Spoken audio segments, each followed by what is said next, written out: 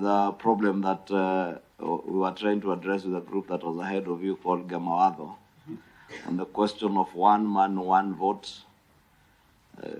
Actually, just one man, one vote, even without going to shillings, since you are dealing with political offices, just to ensure that there is equitable representation, because I honestly believe that there should and there must be equitable representation, so that every member of parliament represents an equal, almost equal number of constituents, not the situation that we are in today, where you find a member of parliament who has been elected by 5,000 people and has the same voting rights, the same vote as another member, for instance, a member for Ruto constituency who has been elected by 180,000 voters.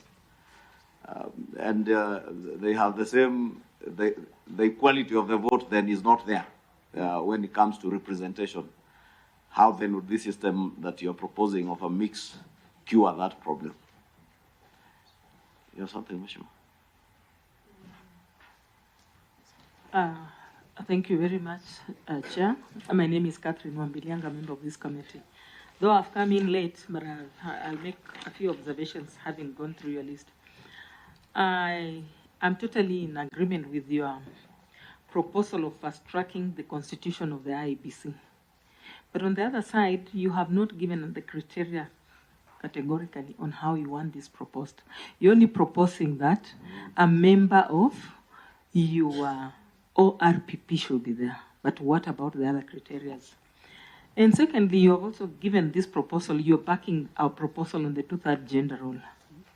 Fine, you have said nothing about it. You have just said we do a multi-sectoral committee.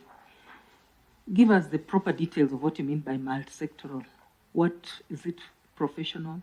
What qualifications would you want to be included? Thank you. And you don't have to give all that now. You can still actually enrich your document after this. Okay. Yeah, thank you.